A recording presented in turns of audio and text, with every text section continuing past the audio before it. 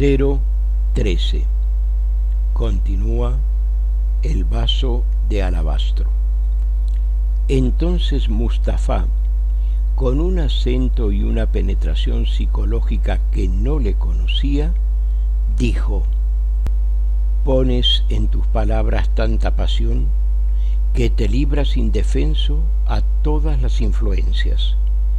Por eso no quiero conducirte a las tumbas reales. Aunque te rías de mí, lo cierto es que los antiguos pusieron espíritus materiales para guardar la entrada. Son los vengadores siempre despiertos.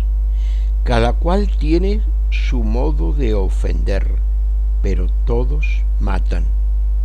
En poco más de un año que duró la exploración de este sepulcro de la reina, hubo 2 suicidios entre los exploradores.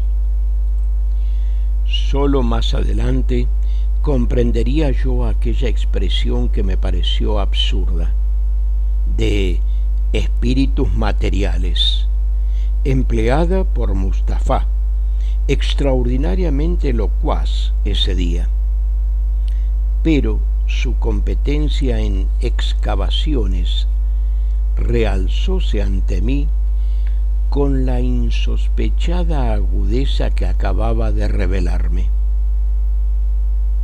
Así, cuando algún tiempo después me escribió el secretario de Lord Carnarvon para solicitarme ayuda en las exploraciones del hipogeo de Tutankhamón que iban a empezar, creí hacerle en la persona de Mustafá la mejor recomendación de un buen práctico.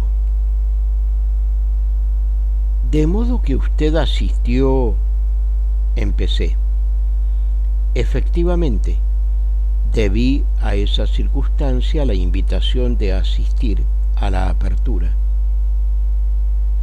Entonces, ¿opina usted que el tan comentado fallecimiento del Lord fue, como se dijo, por fantasía, una consecuencia de ese acto?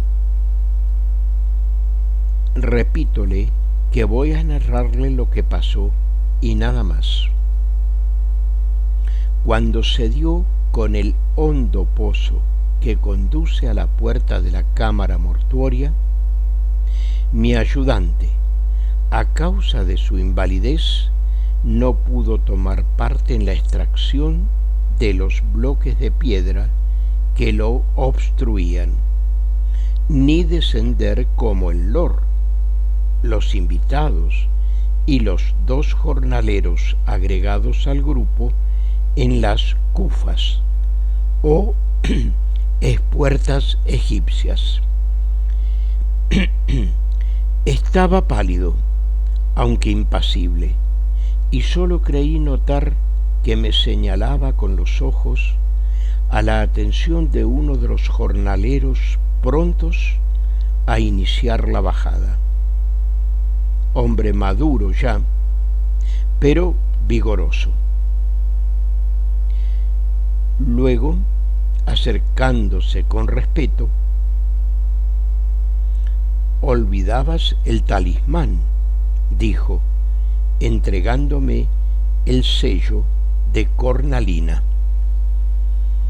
Efectivamente, habíame ocurrido eso al sustituir mi traje habitual por el recio vestido de campaña que es menester adoptar para los descensos, y que constituye una de las torturas de esa angustiosa operación. Quien no lo ha realizado tampoco puede apreciar lo que significa el deslizamiento, en gran parte al tanteo, por las dilatadas galerías donde el aire confinado durante siglos, el polvo impalpable y la temperatura de horno prolongan hasta la agonía una desesperante sofocación. Nada más distinto del maravilloso paseo arqueológico que sugiere al lector la narración del descubrimiento. El descenso del horno sepulcral es peligroso, además de siniestro.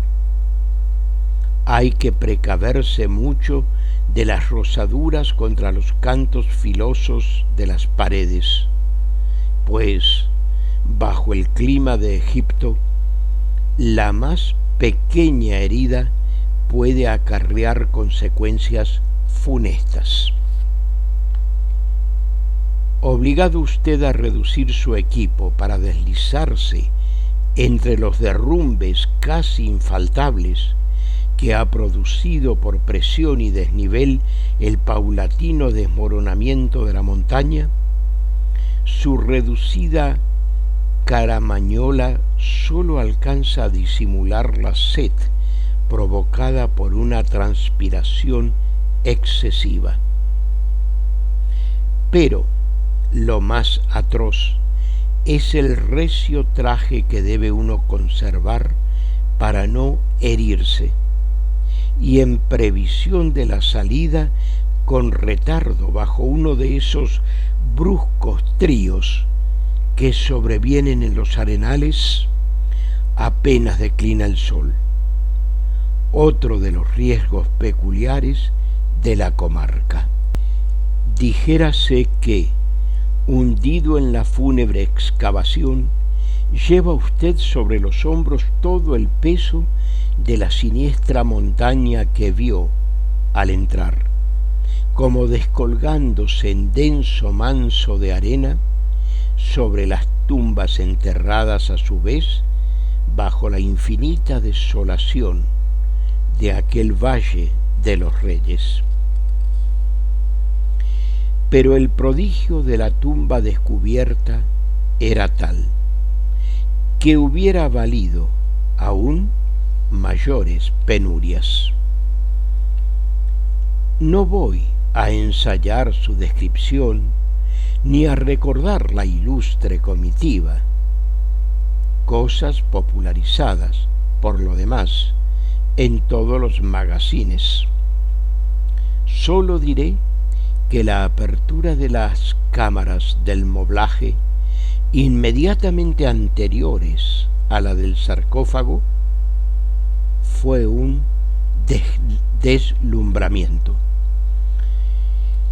Figúrese que 8 meses después no se había acabado de inventariar el contenido en muebles, estatuas, adornos y vajilla. No se recuerda hallazgo más valioso desde el que se hizo con el hipogeo de la reina Hatshepsut y ese Tutankhamón, su descendiente, resultaba digno, por cierto, de clausurar el victorioso periodo de aquella 18ª dinastía, con que los reyes tebanos dieron a Egipto su máximo esplendor hace más de 3000 años. La extenuación de largos meses de tarea, que en los últimos días llegaba a doloroso agotamiento, desvanecióse ante esa maravilla casi eterna. Nunca se agradecerá bastante la munificencia con que Lord Carnarvon puso toda su fortuna en tal empeño, costoso como ninguno, además, y el entusiasmo, el esfuerzo, el desinterés con que le sacrificó su propia vida. Pero vuelvo a mi estricta narración. Llegaba el momento, entre todos solemne, de derribar el último tabique, asaz ligero, por cierto, que nos separaba de la cámara del sarcófago. Es siempre algo lúgubre y hasta no exento de cierta inquietud esa profanación de tan largo sueño. Cuando apareció, pues, tras el polvo lentamente desvanecido del postrer asadonazo, en la vaga oscuridad, más bien teñida que alumbrada por los haces eléctricos, la celda ritual con su enorme féretro solitario fue como si desde su bajo y estrecho ámbito de cueva nos diese en la cara la respiración de la sombra. Algo inmensamente augusto nos sobrecogió. Pero ya Lord Carnarvon transponía esa última puerta. Era su derecho, tan justamente ganado. Dio una rápida vuelta por la cámara mortuoria, inclinóse sobre el sarcófago sin tocarlo y salió para dejar paso a las ilustres personas de la comitiva, pues en el estrecho recinto no cabían más de 2. Entonces noté que del lado de afuera, es decir, donde yo me encontraba, había junto a la puerta 2 vasos de alabastro cerrados con tapas cónicas de la misma sustancia. Lord Carnarvon se acercó a uno, movió instintivamente, sin duda, la cubierta alabastrina y ésta cedió girando, pues hallábase atornillada con la perfecta maestría de esos trabajos egipcios.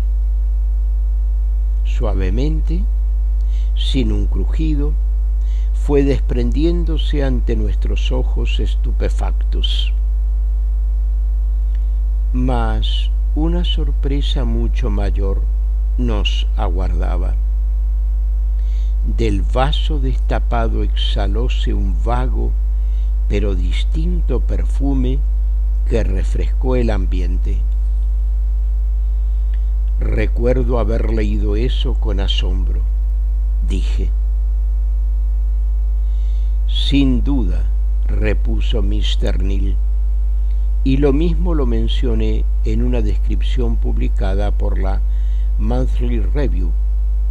Nadie ignora que Egipto fue el país de la química, ciencia cuyo mismo nombre parece derivar de Chem o Quem, como llamaban los hebreos a la nación egipcia, según se ve por el Salmo 105, el de la recapitulación, y la flota de Hatshepsut nos indica hasta qué punto era grande en su época la importancia de los perfumes. Con todo, la duración de aquel cuerpo volátil resultaba extraordinaria, o mejor dicho, su cautividad de 30 siglos en una perpetuación casi inmortal. Así se me reveló el motivo de la preferencia que los antiguos griegos y romanos daban a los vasos de alabastro para guardar perfumes. Recordará usted que, en griego, los preciosos vasitos perfumarios llamábanse alabastros por antonomasia. Sería una de las tantas cosas que Grecia y Roma aprendieron de Egipto. Pero más extraña aún que el perfume fue la frescura que difundió en torno. Digo mal frescura, pues era más bien una especie de frío sutil, semejante al del mentol. El caso es que yo y el Lord nos estremecimos bajo esa especie de helada delgadez que se desvaneció como un suspiro instantáneo. El Lord se inclinó y aspiró fuertemente, con su nariz en la boca del vaso. Vale la pena, dijo, conservar el recuerdo de tan antiguo perfume. Hubo en la puerta un ligero atropellamiento que llamó su atención, y yo aproveché la coyuntura para intentar lo propio. En ese instante el felaj, a quien había hablado Mustafá, interpúsose como una sombra, haciéndome con la cabeza y los ojos un enérgico signo de negación. Por más que dicho acto me asombrara, no le hice caso alguno e insistí.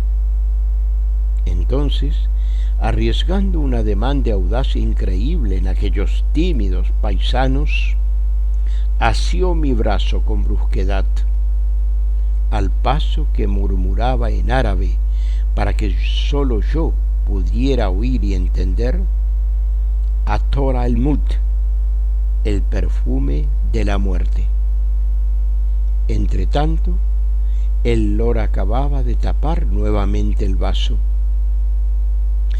Cuando algunas semanas después pude ver de nuevo ambos recipientes, todo se había desvanecido y sólo conservaban en el fondo una mancha resinosa, tan tenue que era imposible analizarla. Digo algunas semanas después porque al salir del hipogeo, el frío del desierto me hizo daño.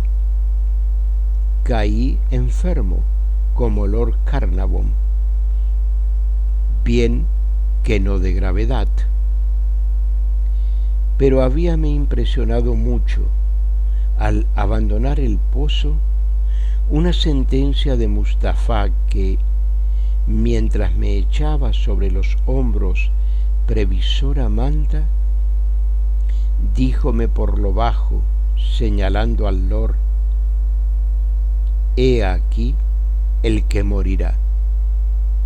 Que Alá nos proteja. ¿Cómo lo sabes?, increpé con sorda irritación. Le he oído el estornudo malo, el estornudo del chacal. Recordé, en efecto, aquel acceso que también había oído estallar con la sequedad lastimera de un gañido, pero repliqué, menospreciando la superstición: efecto del frío, otros hemos estornudado también. Cierto, pero a ti te rozó apenas el ala fatídica del vengador. Estarás bien dentro de una semana. Y como luego, en casa, discutiera todavía, reprochándolo con sensatez: es una fiebre que se explica por el excesivo cansancio, el aire confinado, la tensión nerviosa.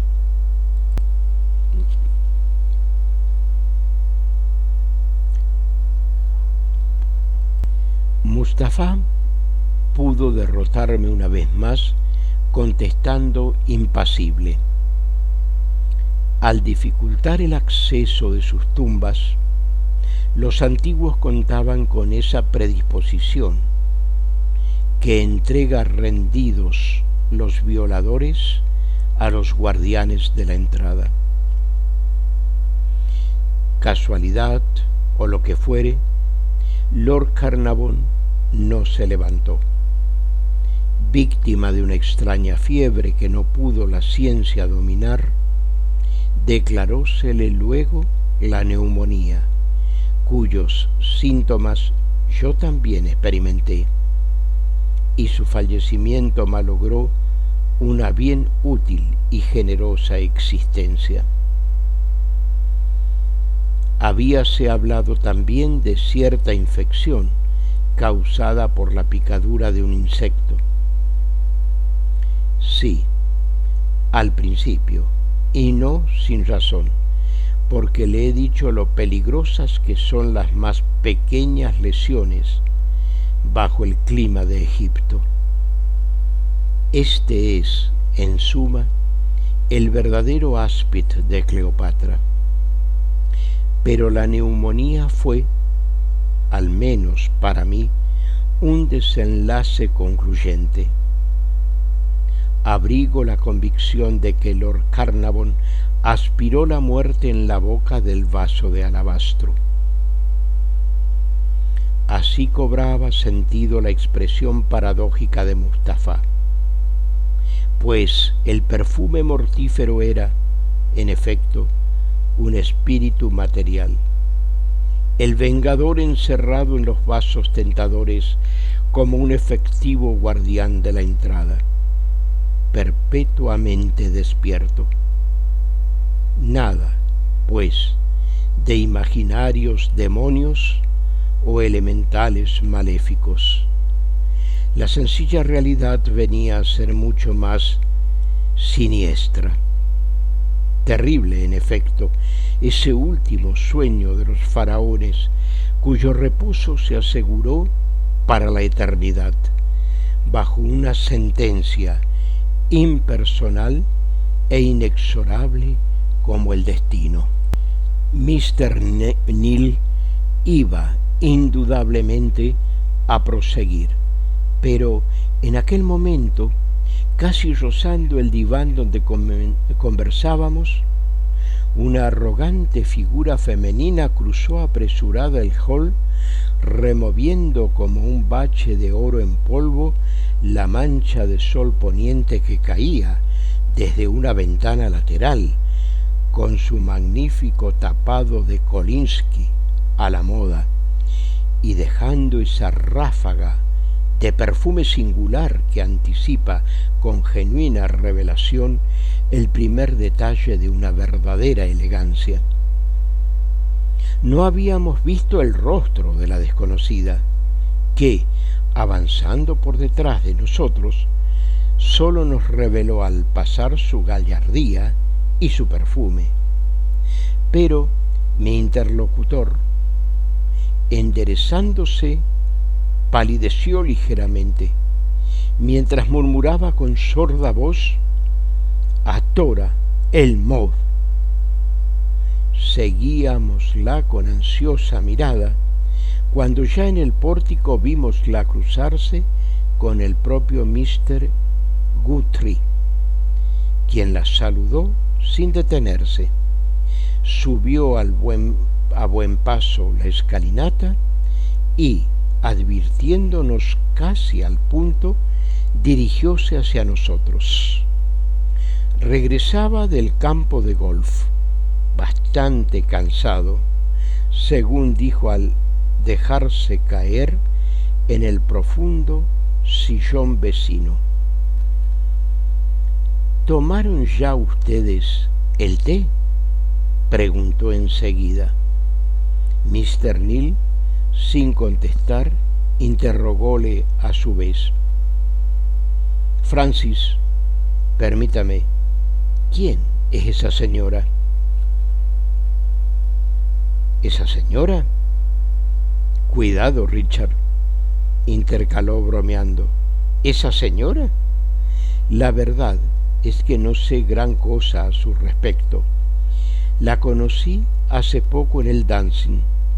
Parece que es una egipcia bastante misteriosa, mejor dicho, bastante equívoca». «Una Richard», volvió a intercalar riendo cordialmente y arrellanándose en el sillón, «que van ya 2 hombres que se suicidan por ella».